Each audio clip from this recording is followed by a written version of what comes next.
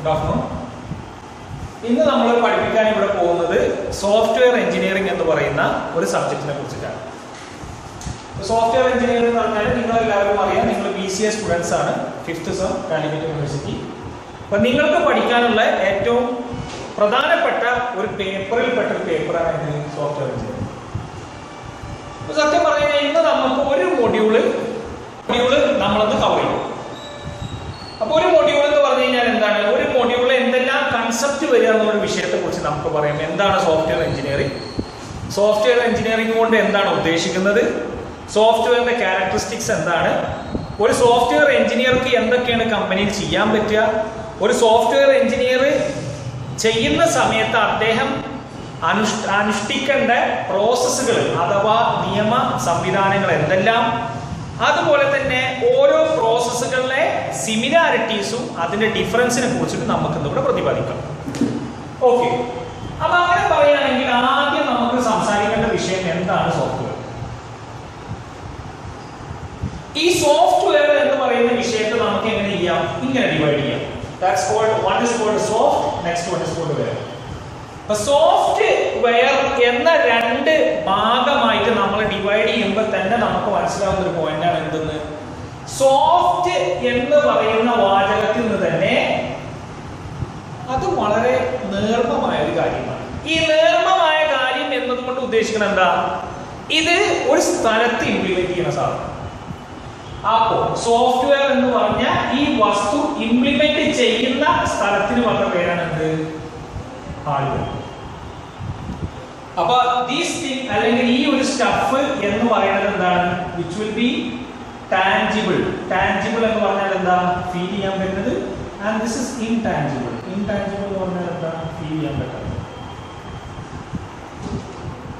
അങ്ങനെ വേണമെങ്കിൽ നമുക്ക് പറയാം. അപ്പോ സോഫ്റ്റ്വെയർ എന്ന വാക്ക് കൊണ്ട് ഉദ്ദേശിക്കുന്നത് എന്താണ്, സോഫ്റ്റ്വെയർ എന്ന് പറഞ്ഞ വാക്ക് കൊണ്ട് ഉദ്ദേശിക്കുന്നത് എന്താ വെച്ചാൽ step by step procedure. Step by step procedure. എന്തിന്റെ പ്രൊസീജിയർ, ഒരു ടാസ്ക് കംപ്ലീറ്റ് ചെയ്യാൻ വേണ്ടി സ്റ്റെപ്പ് ബൈ സ്റ്റെപ്പ് പ്രൊസീജിയർ ആയിട്ട് നമ്മൾ ചെയ്യുന്ന പ്രവർത്തിക്കാണ് എന്ത് പറയാ, സോഫ്റ്റ്വെയർ എന്ന് പറയും. അപ്പോ സ്റ്റെപ്പ് ബൈ സ്റ്റെപ്പ് ആയിട്ട് നമ്മൾ ചെയ്യുന്ന പ്രവൃത്തി, ഒരു task from the beginning till the end വരെ ചെയ്യുന്ന ആ ഒരു പ്രവൃത്തിക്ക് നമ്മൾ സോഫ്റ്റ്വെയർ എന്ന് പറയുമ്പോൾ ആ സോഫ്റ്റ്വെയർ ഉണ്ടാക്കാൻ വേണ്ടി ഉപയോഗിക്കുന്ന എഞ്ചിനീയറിംഗ് പ്രോസസ്സിന് നമ്മൾ എന്ത് പറയും, സോഫ്റ്റ്വെയർ എഞ്ചിനീയറിംഗ് എന്ന് പറയും. അപ്പോൾ അങ്ങനെ പറയുകയാണെങ്കിൽ നമുക്ക് ഇങ്ങനെ പറയാം, എന്തെന്ന്, സോഫ്റ്റ്വെയർ എന്ന് പറഞ്ഞു കഴിഞ്ഞാൽ എങ്ങനെയാണ്, ഹാർഡ്വെയർ. ഇങ്ങനെ സംസാരിക്കണം, ഹാർഡ്വെയർ, സോഫ്റ്റ്വെയർ. ഈ ഒരു പാർട്ട് എന്താണ്, it's A variable part. And this is another which is called invariable. Variable part എന്നതുകൊണ്ട് ഉദ്ദേശിക്കുന്നത് എന്താണ് വേരിയബിൾ പാർട്ട് എന്ന് പറയുന്നത് കൊണ്ട് ഉദ്ദേശിക്കുന്നത്, അതായത് നമ്മൾക്ക് ഏത് സമയത്തും സാഹചര്യം അനുസരിച്ച് വ്യതിയാനം അഥവാ ഡിഫറൻസിയേഷൻ വരുത്താൻ പറ്റുന്ന ഒരു ഭാഗത്തിന് നമ്മൾ എന്ത് പറയും, വേരിയബിൾ പാർട്ട്. അപ്പോൾ അങ്ങനെ പറയുന്ന സമയത്ത് ഈ സോഫ്റ്റ്വെയറിനെ തന്നെ നമുക്ക് രണ്ടായിട്ട് ഡിവൈഡ് ചെയ്യാം. സോഫ്റ്റ്വെയറിനെ തന്നെ നമുക്ക് രണ്ടായിട്ട് ഡിവൈഡ് ചെയ്യാം. ആ രണ്ടായിട്ട് ഡിവൈഡ് ചെയ്യുന്നത് ഏതാണ്, one is called application software, next one is called system software. അപ്പൊ ഇത് രണ്ടും തമ്മിലുള്ള വ്യത്യാസം എന്താണെന്ന് നമുക്ക് മനസ്സിലാക്കാം. ആപ്ലിക്കേഷൻ സോഫ്റ്റ്വെയർ എന്ന് പറഞ്ഞാൽ നമ്മളായ യൂസർ കമ്പ്യൂട്ടറിനായിട്ട് ഇന്ററാക്ട് ചെയ്യുന്ന സമയത്ത് ആ സോഫ്റ്റ്വെയറിന് നമ്മൾ പറഞ്ഞ പേരാണ് എന്ത്, ആപ്ലിക്കേഷൻ സോഫ്റ്റ്വെയർ. നമ്മളായ യൂസർ എപ്പോഴാണോ കമ്പ്യൂട്ടറിനായിട്ട് ഇന്ററാക്ട് ചെയ്യുന്നത്, ആ ഇന്ററാക്ട് ചെയ്യാൻ വേണ്ടി ഉപയോഗിക്കുന്ന step by step instruction, which is called application software. പക്ഷേ സിസ്റ്റം സോഫ്റ്റ്വെയർ എന്ന് പറഞ്ഞാൽ എന്താണ്, ഈ ആപ്ലിക്കേഷൻ ഇന്ററാക്ട് ചെയ്ത് കഴിഞ്ഞാൽ അത് ഓപ്പറേറ്റിംഗ് സിസ്റ്റത്തിലേക്ക് ഇന്ററാക്ട് ചെയ്യുന്ന ആ ഒരു മെത്തേഡിന് എന്ത് പറയും? System software. അതായത് സിസ്റ്റം സോഫ്റ്റ്വെയർ എന്ന് പറയുന്ന പ്രൊഡക്റ്റ് 24 മണിക്കൂറും എന്ത് ചെയ്യും? ഓപ്പറേറ്റിംഗ് സിസ്റ്റത്തിലേക്ക് ബന്ധപ്പെട്ടുകൊണ്ടിരിക്കും. എന്തിനാണ് ബന്ധപ്പെട്ടുകൊണ്ടിരിക്കുന്നത്? കാരണം എന്താന്ന് പറഞ്ഞാൽ ഒരു സിസ്റ്റത്തിന്റെ സുഗമമാകാക്ക് എന്തെങ്കിലും ഒരു ചേഞ്ച് കമ്പ്യൂട്ടറിൽ നടന്നു കഴിഞ്ഞാൽ അപ്പോൾ അത് അപ്ഡേറ്റ് ചെയ്യണം. ഇവിടെ നടന്ന ചേഞ്ച് തിരിച്ച് ഇങ്ങോട്ട് കൊടുക്കണം. ഈ രണ്ട് പ്രക്രിയക്കും വേണ്ടി 24 hours interact. But application software തന്നെയാണ് അതിന്റെ അർത്ഥം എന്താ? ആപ്ലിക്കേഷൻ സോഫ്റ്റ്വെയർ എന്ന് പറഞ്ഞാൽ if a user initiates a request, ആ റിക്വസ്റ്റിന്റെ സമയത്ത് ഇത് നമ്മുടെ കമ്പ്യൂട്ടറിലേക്ക് ബന്ധപ്പെടുത്തുന്ന ആ ഒരു ഇന്ററാക്ഷൻ ആണ് നമ്മൾ എന്ത് പറയാ? ആപ്ലിക്കേഷൻ സോഫ്റ്റ്വെയർ എന്ന് പറയാം. ഓക്കെ, അപ്പോ ഇനി നമ്മൾ മനസ്സിലാക്കേണ്ട ഒരു കാര്യമാണ്, നമുക്ക് സോഫ്റ്റ്വെയർ എഞ്ചിനീയറിംഗ് എന്ന് പറയുന്ന വിഷയത്തിന്റെ ബ്ലോക്ക് ഡയഗ്രത്തെ ഒന്ന് പരിചയപ്പെടാം. സോഫ്റ്റ്വെയർ എഞ്ചിനീയറിംഗ് എന്ന് പറയുന്ന വിഷയത്തിന് ബ്ലോക്ക് ഡയഗ്രം നമുക്കൊന്ന് പരിചയപ്പെടാം. അപ്പൊ ബ്ലോക്ക് ഡയഗ്രം നമ്മൾ എങ്ങനെയാ മനസ്സിലാക്കുക? ആദ്യം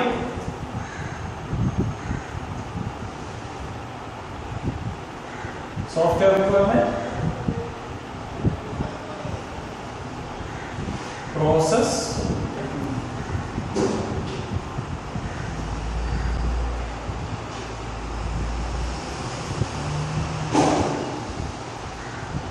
software quality,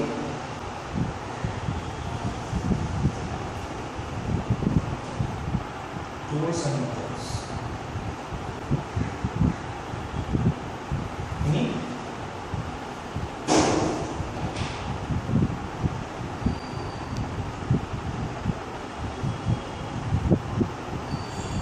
software design,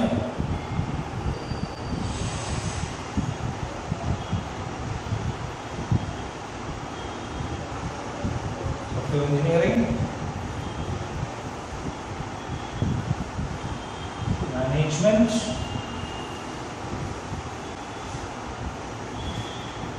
communication,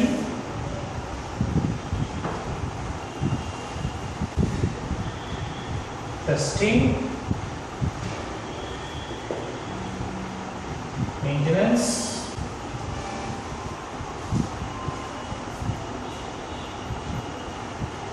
and next one is for configuration.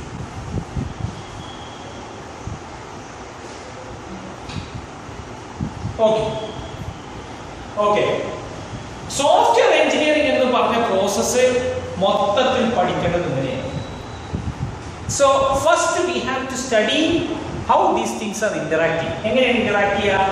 This will be connecting to this, this will be connecting to this, this to this, this to this, this to this, this to this, this to this, this to this, this to this, this to this, and here to here, and this to here.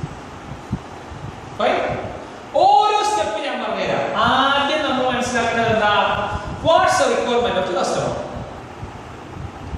ഒരു സോഫ്റ്റ്വെയറിനെ കുറിച്ച് പറയുമ്പോൾ when you are a software engineer of a company like Infosys or Wipro, അങ്ങനത്തെ ഒരു company അല്ലെങ്കിൽ ആക്സെഞ്ചറോ IBM ഏതെങ്കിലും company പെട്ട നിങ്ങൾ ഒരു കമ്പനി ചെന്നിട്ട് ഒരു ക്ലയന്റിന്റെ അടുത്ത് ചെന്നിട്ട് പറയാണ്, അല്ലെങ്കിൽ ക്ലയന്റ് നിങ്ങളോട് പറയാണ് we have a requirement. First step എന്താ? എന്താണ് സാർ നിങ്ങളുടെ റിക്വയർമെന്റ്? എന്താണ് നിങ്ങൾക്ക് ശരിക്കും വേണ്ടിയത്? അപ്പൊ ഇവിടെ രണ്ട് കാര്യങ്ങൾ ആദ്യം പഠിക്കണം. ഇദ്ദേഹത്തിന്റെ കയ്യിലുള്ള സോഫ്റ്റ്വെയർ എന്താണോ അത് അപ്ഡേറ്റ് ചെയ്യുകയാണോ അല്ലെങ്കിൽ അപ്ഗ്രേഡ് ചെയ്യുകയാണോ വേണ്ടത്, അല്ലെങ്കിൽ എന്താണ് പുതിയതാണോ? അപ്പൊ അതിനെ നമ്മൾ രണ്ട് രീതിയിൽ പറയും. ഒന്നെങ്കിൽ ബിൽഡിംഗ് അപ്പ് ഫ്രം സ്ക്രാച്ച്, അതല്ലെങ്കിൽ അപ്ഗ്രേഡിംഗ് ദ എക്സിസ്റ്റിംഗ് സിസ്റ്റം. ഇനി രണ്ടാമത്തെ പോയിന്റ് എന്ന് പറഞ്ഞാൽ ആ റിക്വയർമെന്റ് കഴിഞ്ഞാൽ രണ്ടാമത്തെ പോയിന്റ് അതിനനുസരിച്ച് ഡിസൈൻ ചെയ്യണം. ഈ ഡിസൈൻ കഴിഞ്ഞാൽ എന്തായി? എഞ്ചിനീയറിംഗിന്റെ പാർട്ടിലേക്ക് നമ്മൾ എത്തി.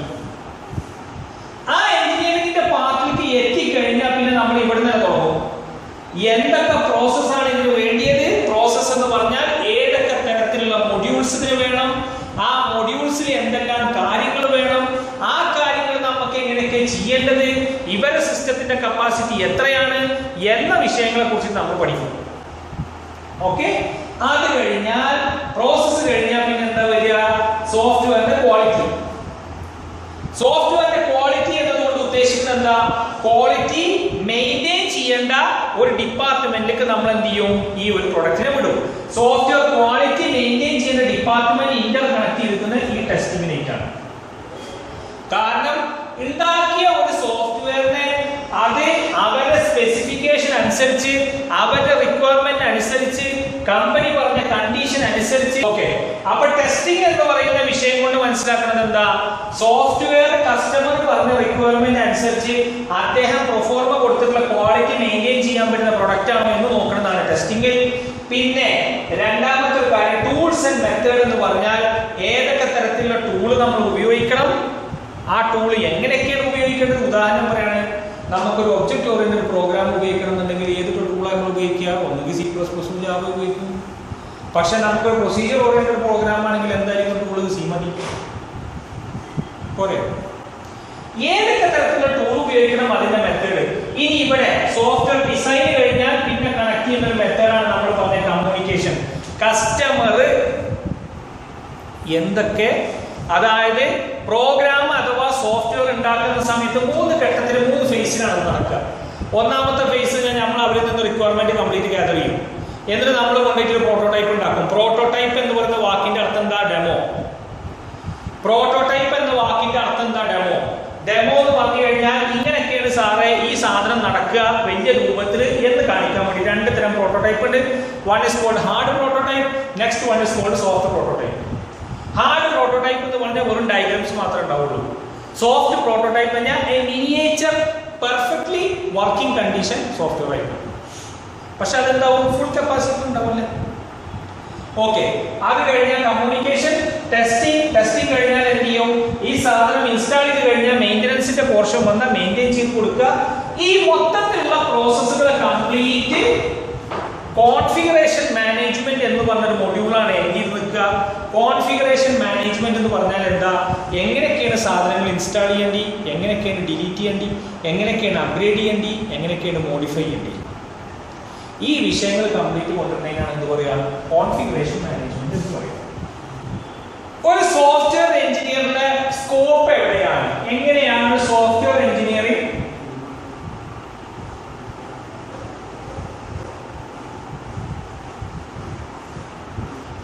എഞ്ചിനീയറിംഗിന്റെ സ്കോപ്പ് എവിടെയാണ്? സോഫ്റ്റ്വെയർ എഞ്ചിനീയറിംഗിന്റെ സ്കോപ്പ് എവിടെയാണ്, അല്ലെങ്കിൽ സ്കോപ്പ് എന്തൊക്കെയാണെന്നുള്ള വിഷയത്തെ കുറിച്ചിട്ടാണ് ഇനി പ്രതിപാദിക്കുന്നത്. 4, 1, 2, 3, 5 പോയിന്റിലാണ് നിൽക്കുന്നത്. ഒന്ന് historical aspect, economic aspect, maintenance aspect, requirement analysis aspect, team development aspect. Historical aspect എന്ന് പറഞ്ഞാൽ എന്താ? എന്തൊക്കെ കാര്യങ്ങളാണ് ഇവിടെ ചെയ്തിരിക്കുന്നത്, എന്തൊക്കെ കാര്യങ്ങളാണ് കമ്പനിയിൽ പ്രീവിയസ്ലി ചെയ്തിട്ടുള്ളത്, വാട്ട് ഈസ് ദ ഹിസ്റ്ററി എന്ന് പഠിക്കുന്ന വിഷയത്തിനാണ് ഹിസ്റ്റോറിക്കൽ ആസ്പെക്ട് എന്ന് പറയുന്നത്. എക്കണോമിക് ആസ്പെക്ട് എന്ന് പറഞ്ഞാൽ നമ്മൾ ഒരു പുതിയ പ്രൊഡക്റ്റ് ഉണ്ടാക്കി കൊടുക്കുക, അല്ലെങ്കിൽ ഒരു പ്രൊഡക്റ്റ് വിൽക്കുന്ന സമയത്ത് നമ്മൾക്ക് കിട്ടുന്ന എക്കണോമിക് ഗെയിൻ. മെയിൻ്റനൻസ് ആസ്പെക്ട് എന്ന് പറഞ്ഞു കഴിഞ്ഞാൽ ഇപ്പോ ഇൻഫോസിസ്, വിപ്രോ അല്ലെങ്കിൽ IBM, കോഗ്നിസന്റ് പോലത്തെ കമ്പനികളിലൊക്കെ വരുന്ന കാര്യം എന്താ വെച്ചാൽ ഇതാണ്. അതായത് മെയിൻ്റനൻസ് ആസ്പെക്ട് ആണ് ഇവർക്ക് കൂടുതലും കിട്ടുക. കാരണം ഓറക്കിളും അല്ലെങ്കിൽ സാപ്പ് പോലത്തെ കമ്പനികൾ ഓൾറെഡി ഇംപ്ലിമെന്റ് ചെയ്തിട്ടുണ്ടാവും. ഇത് റിപ്പയർ ചെയ്യാൻ.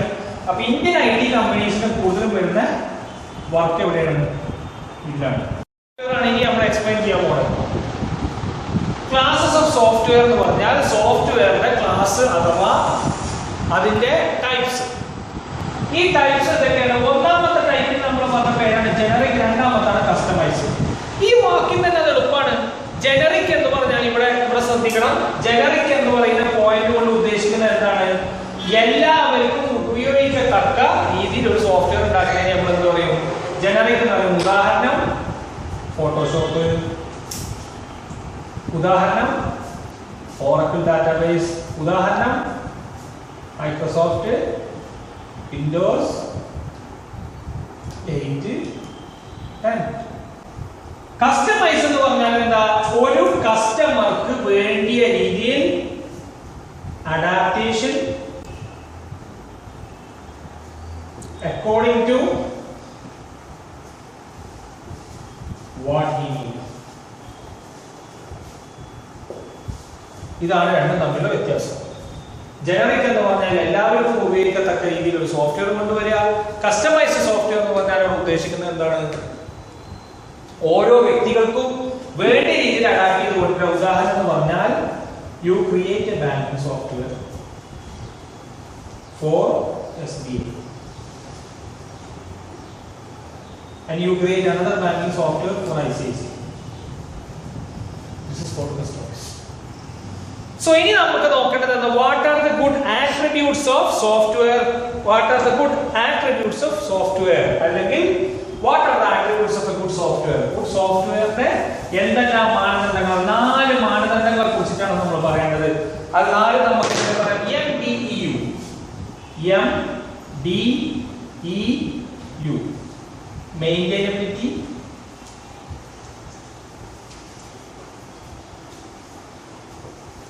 രണ്ടാമത്തത് ഡിപെൻഡബിലിറ്റി,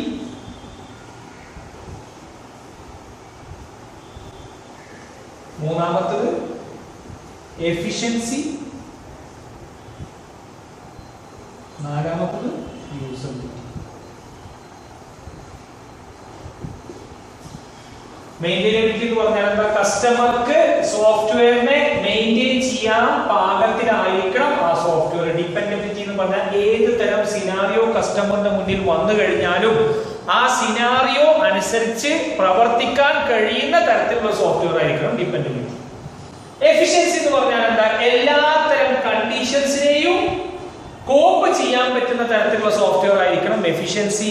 ആൻഡ് യൂസബിലിറ്റി എന്ന് പറഞ്ഞാൽ അതിന്റെ അർത്ഥം എന്താണ്? എല്ലാ കണ്ടീഷനും ഉപയോഗിക്കാൻ പറ്റുന്നതുമായിരിക്കണം